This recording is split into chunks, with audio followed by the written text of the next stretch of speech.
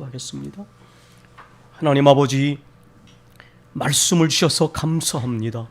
이 말씀은 우리가 삶을 살아가고 신앙생활하면서 무엇을 피해야 될지 경계와 경고를 주시는 말씀이요, 우리가 이 말씀을 붙잡고 나아갈 때에 하나님께서 우리에게 주시는 그 소망이 얼마나 큰지 풍성한 약속을 담고 있는 말씀이오니 주님 말씀을 잘 듣게 해주시고 깊이 생각하게 해주시고 삶의 한복판 속에서 이 말씀을 붙잡음으로 그 말씀이 우리 속에 능력의 체험이 되게 해주시고 지혜의 풍성함이 되게 해주시며 또한 우리의 증거와 간증에 또한 교훈과 훈계의 제목이 되어지도록 이끌어 주시옵소서.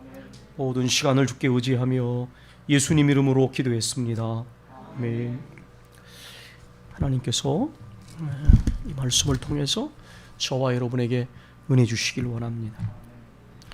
2세기, 3세기를 살았던 라틴 교부 중에 터툴리아누스라는 교부가 있습니다. 이 교부가 한 가장 유명한 말 중에 하나가 나는 부조리하기 때문에 믿는다. 그래도 크비아 압수어덤 에스트라고 말을 했습니다. 나는 불합리하기 때문에 믿는다. 나는 모순되기 때문에 믿는다. 나는 부조리하기 때문에 믿는다. 여러분, 이 말의 의미를 어떻게 받아들이십니까? 인간은 이성을 가진 존재로서 합리성을 추구하는 존재입니다. 그런데 이 터툴리아누스가 모순되기 때문에, 불합리하기 때문에, 부조리하기 때문에 믿는다 그랬을 때에 이것은 반이성주의, 반지성주의적인 선언처럼 보여집니다. 실제로 교회사에서는 그의 신학을 그렇게 해석하는 경향이 있고 그 안에 분명히 그러한 경향성이 일정한 부분 있다고도 보여집니다. 그러나 왜 터툴리아누스는 이런 말을 했을까요? 우리가 누군가의 말을 비판하고 분석하고 내 멋대로 재단하기 전에 그 사람이 왜 그런 말을 했는가를 한 번은 생각할 필요가 있습니다. 어떤 의도 때문에 도대체 터툴리아누스는 그런 말을 했을까 하는 것입니다. 그것은 바로 이렇게 해석될 수 있는 것입니다. 소위 인간이 가지고 있는 합리성, 소위 인간이 가지고 있는 지혜의 근본적 한계와 문제점을 터툴리아누스는 간파하고 있었다는 것입니다. 인간의 지혜가 무용된 것이 아니라, 인간의 합리성이 불필요한 것이 아니라, 그것이 가지고 있는 불안정성을 넘어서서 불완전한 것들이 완전함을 주장하고 상대적인 것들이 절대적인 행사를 하게 되면 이것은 바로 신앙 안에서 우상이라고 하는 이름을 일컬어지는 것입니다. 여러분, 우리 자신을 한번 성찰해 보십시오. 우리는 각자가 가지고 있는 자기의 지혜에 대한 믿음이 있습니다. 그러나 여러분 그 지혜가 완전하시던가요? 우리는 너무 자주, 언젠가도 말씀드린 것처럼 너무나 자주 판단과 결정과 행동에 어리석음을 범합니다. 우리의 지혜는, 인간의 합리성은 구멍이 숭숭 뚫린 것 같은 불안정한 것이에요. 그런데 그러한 상대적인 인간의 합리성이 그 인간의 지혜가 절대적으로 주장되어질 때에 그것은 대단히 위험하다는 겁니다. 오늘 본문에서 내가 지혜 있는 자들의 지혜를 멸하고 총명한 자들의 총명을 폐하리라, 하나님 그렇게 말씀하셨습니다. 이 지혜는 인간적 지혜를 말하는 것입니다. 하나님은 인간의 지혜를 멸하고 폐하리라 말씀하셨고 그 밑에 이렇게 말씀하십니다. 지혜 있는 자가 어디 있느냐, 선비가 어디 있느냐. 이건 서기관을 말하는 것입니다. 이 세대가 변론가가, 이 세대의 변론가가 어디 있느냐, 이렇게 말씀합니다. 그 밑에를 읽어보면 하나님께서 이 세상의 지혜를 미련하게 하신 것이 아니냐, 이렇게 말씀하십니다. 인간이 가진 지혜와 합리성에 대하여 하나님께서는 그 인간의 지혜를 멸하고 폐하며 미련하게 만드시겠다고 말씀하십니다. 여러분, 하나님이 반지성주의자이십니까? 하나님이 성급하게 인간의 모든 것들을 무조건 부정하시는 분이십니까? 아닙니다. 우리가 이 본문을 계속 읽어보면 이런 구절을 만납니다. 하나님의 지혜에 있어서는 이 세상이 자기 지혜로 하나님을 알지 못했다, 이렇게 말을 했습니다. 이 말의 의미가 무엇입니까? 인간의 지혜가 아무리 뛰어나도 그 지혜로는 하나님을 알 수 없다는 것입니다. 바꿔 말하면 인간 지혜의 근본 한계가 무엇이냐? 바로 하나님을 아는 데까지 이르지 못한다는 거예요. 근본적 무지를 가지고 있다는 것입니다. 바로 그렇기 때문에 하나님께서는 오히려 전도에 미련한 것으로 믿는 자들을 구원하기를 기뻐하셨다 그랬습니다. 예수를 믿기만 하면 구원을 받는다. 너무나 단순해 보여서 사람들은 믿지 못합니다. 아니, 도덕적으로도 살지 못하고 엉망진창 살다가 강도처럼 죽기 전에 바로 예수를 믿으면 구원을 받는다고? 그런 엉터리 종교가 어디 있느냐, 이렇게 말을 합니다.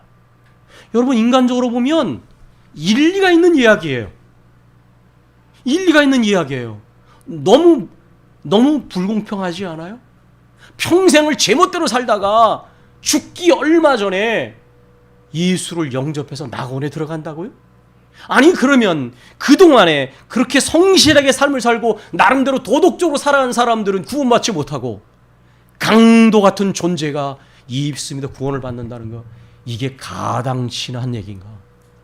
터툴리안에서 말한 것처럼 이건 대단히 부조리한 것입니다. 이건 대단히 불합리한 것이고 인간의 눈으로 보면 모순된 것입니다. 그러나 여러분, 기억하십니까? 인간의 지혜가 가지고 있는 근본적 한계와 무지와 무능력 때문에 하나님은 완전하신 하나님의 지혜로 우리에게 은혜와 긍휼을 베푸셨고 구원의 길을 열어주셨는데, 그분이 바로 예수 그리스도라는 겁니다. 그래서 예수 그리스도를 인정하지 않는 것이 왜 큰 죄냐? 하나님의 완전한 지혜를 짧은 인간의 지혜로 거부했기 때문입니다. 스스로를 구원할 수 없는 인간에 대하여 긍휼에 풍성하신 하나님이 은혜의 길을 열어주셨는데, 그 은혜와 구원의 길을 정면으로 거부하고 배척했기 때문에 이것은 가장 큰 죄가 되는 것입니다. 그런데 사람들은 그런 생각하지 않습니다. 얄팍한 도덕성과 합리성의 기준으로 재는 것입니다. 그러나 이것은 가벼운 것이 아닌 것이 무엇이냐면, 그것이야말로 하나님의 거룩한 섭리에 대한 가장 큰 무지요, 가장 하나님이 우리에게 주신 구원의 그 긍휼에 대한 가장 큰 교만함이요, 우리에게 열어주신 구원의 길이란 가장 큰 불순종이 되기 때문에 믿지 않는 죄야말로 가장 큰 죄라는 것입니다. 여러분, 이 의미를 우리가 잘 이해해야 됩니다. 시편 14편은 인간의 근본적 한계를 말하고 있습니다. 거기에 이렇게 말합니다. 어리석은 자는 그 마음에 이르기를 하나님이 없다 하는도다. 그들은 부패하고 그 행실이 가증하니 선을 행하는 자 없도다. 여호와께서 하늘에서 인생을 굽어 살피사 지각이 있어서 하나님을 찾는 자가 있는가 보려 하신즉 다 치우쳐 함께 더러운 자가 되고 선을 행하는 자가 없으니 하나도 없도다라고 그렇게 말씀하고 있습니다. 여러분, 계몽 이래로 인간은 하나님 없이 두 발로 서려고 했습니다. 말씀을 드렸습니다.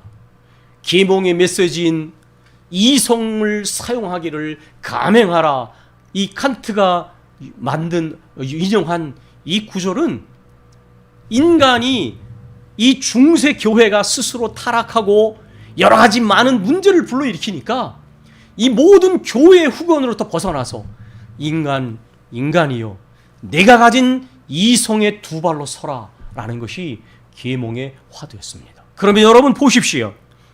하나님을 믿는 사람들의 불완전함과 죄 때문에 치우쳐서 하나님을 부정하고 하나님의 거룩한 교회를 부정했던 인류가 걸어온 역사의 흔적을 보십시오. 과학기술을 발전시켜서 모두가 다 먹고 살 수가 있고 질병을 극복할 수 있고 더불어 살 수 있는데, 인간은 그 과학기술로 전쟁 무기를 만들어서 대량 학살을 가능하게 해서 우리 눈으로 목격하는 지옥을 만들었습니다. 20세기 전반에 두 번의 세계 대전을 통하여 인간은 과거의 재래식 무기로는 도저히 일어날 수 없는 대량 살상을 가능하게 했습니다. ABC 무기, 애토믹 바이오로지컬 케미컬, 원자 생화학 무기가 지금은 어마어마한 정도로 발전되어 있습니다. AI를 비롯한 이런 인공지능과 결합이 되면 인간 스스로가 멸망하게 될 것입니다. 여러분, 인간이 과학기술을 발전시키고 지성을 발전시키고 인간의 지혜를 사용해서 여러 차례 말씀드린 것처럼 인간은 예측 가능한 세계, 안전한 세계, 불안정함을 최소화하는 세계를 꿈꿔왔습니다. 그런데 그런 세계가 이루어졌습니까?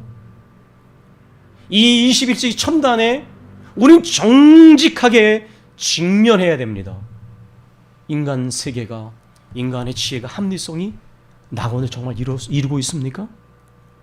여러분, 우리의 과거를 봐도, 개인과 역사와 공동체의 과거를 봐도, 현재를 봐도 그렇지 못할 뿐만 아니라 미래를 보아도 전망이 밝지 않습니다.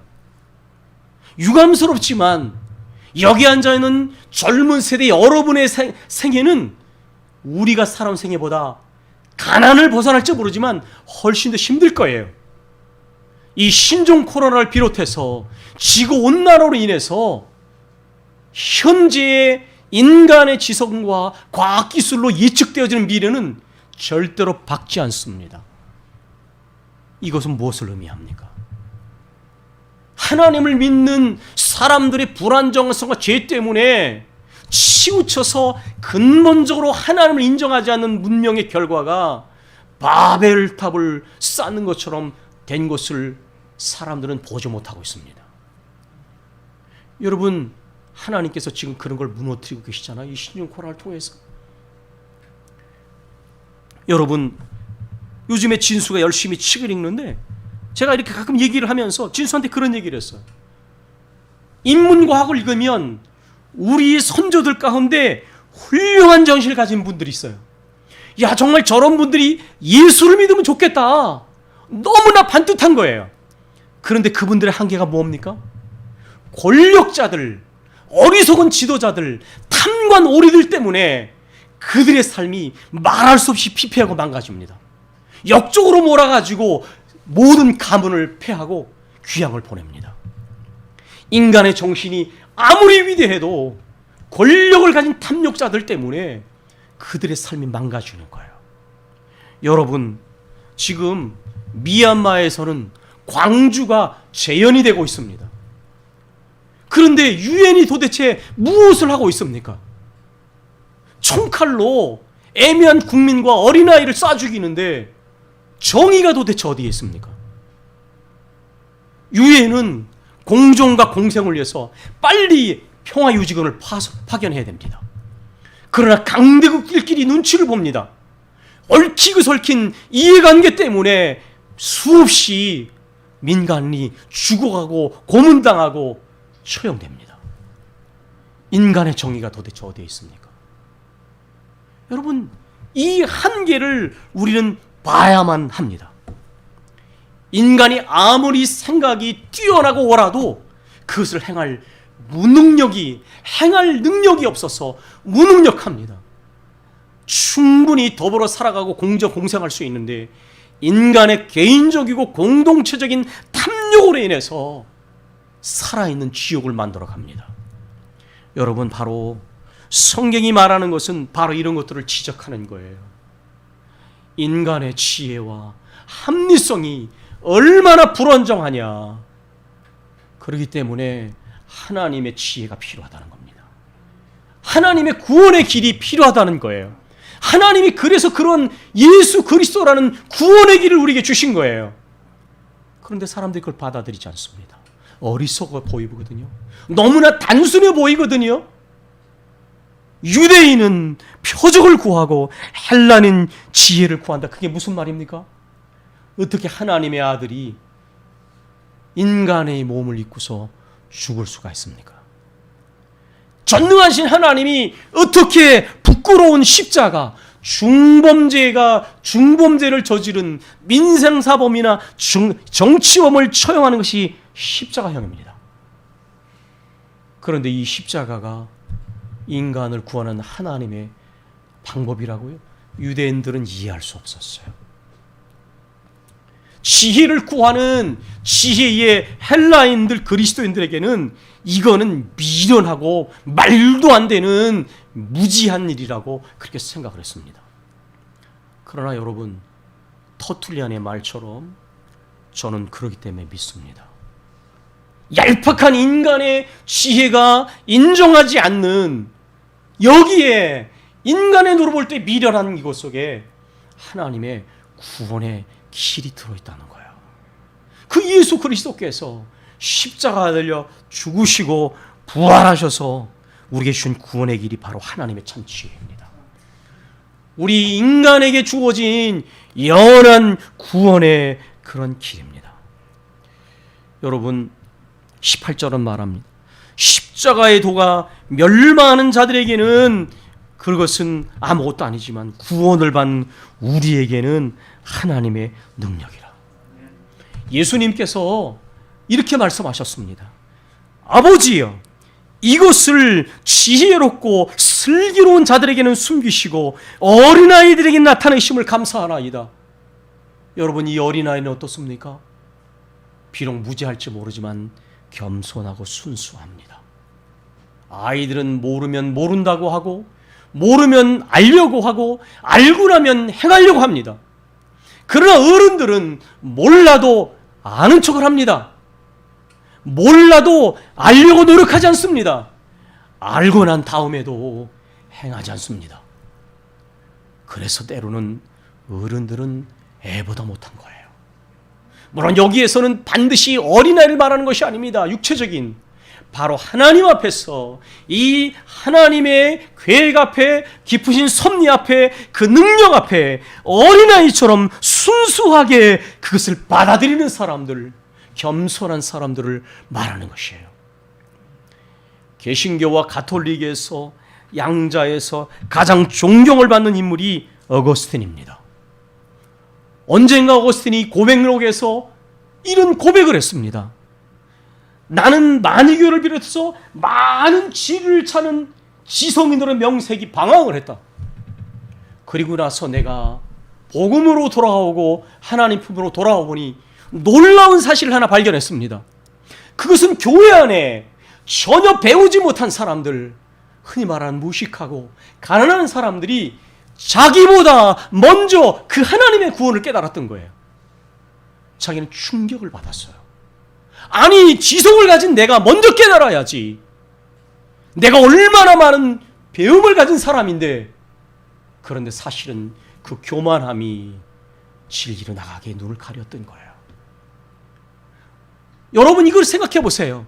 만약에 하나님이 반드시 살아계시고 그분이 완전하시다면 내 고민은 별로 도움이 되지 않아요.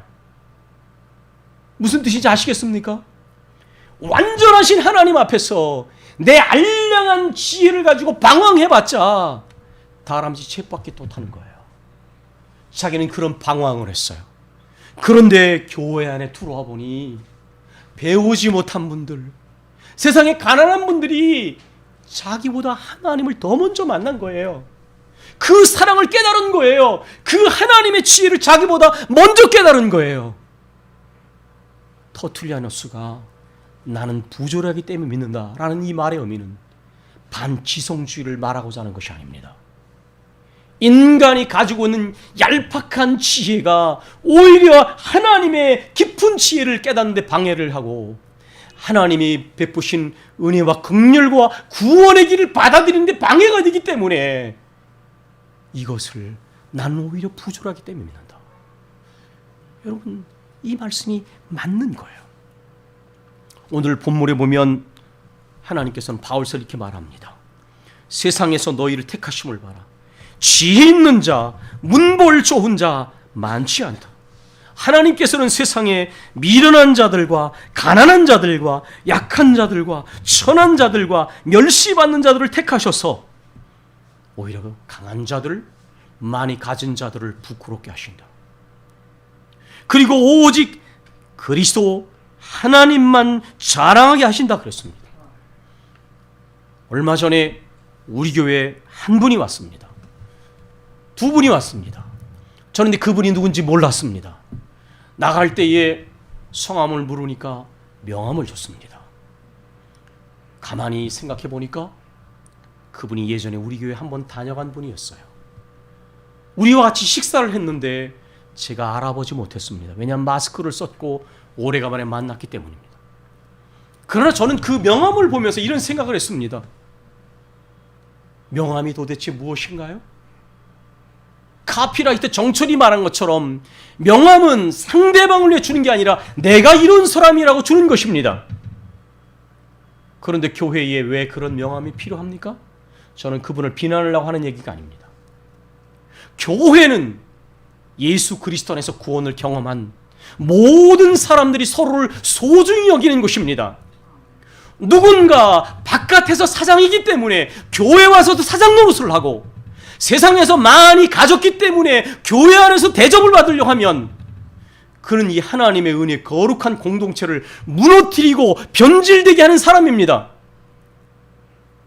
교회는 누구나 가난한 사람이든지 병든 사람이든지 배우지 못한 사람들이 그 중요하지 않습니다. 그분의 사랑을 깨달은 걸로 충분합니다.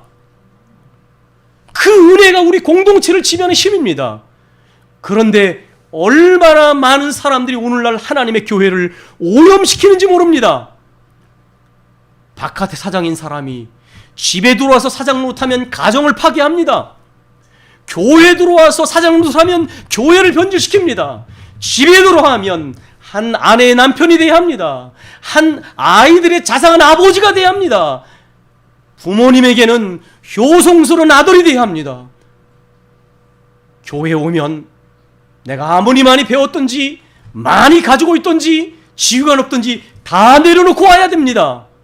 오직 예수 그리스도의 은혜와 구원을 받는 사람은 성도의 모습으로 나와 예배하는 것입니다. 여러분, 이 고린도서 1장에 너희가 왜 파벌을 나누느냐, 왜 바울 사도가 단호히 말한지 아시겠습니까? 이 은혜의 공동체 특징을 무너뜨리기 때문입니다. 나는 바울파, 나는 게바파, 나는 그리스도파. 이건 교회를 무너뜨리는 거예요. 우연히 나온 말이 아닙니다. 여러분, 인간은 이렇게 자꾸만 하나님의 공동체조차 병들게 만들어요. 그러나 우리는 이 부활주일에 기억해만 합니다. 우리는 자랑할 것이 없습니다. 오직 예수 그리스도께서 우리를 향하여 정말 하나님의 지혜가 되시고 의로움이 되시고 거룩함이 되시고 구원이 되셔서 너무나 큰 구원의 길을, 큰 긍휼의 길을 우리에게 열어주셨어요. 이제부터 여러분, 우리는 복음을 부끄러워하지 맙시다. 얄팍한 인간의 합리성의 눈치를 보면서 가지 맙시다.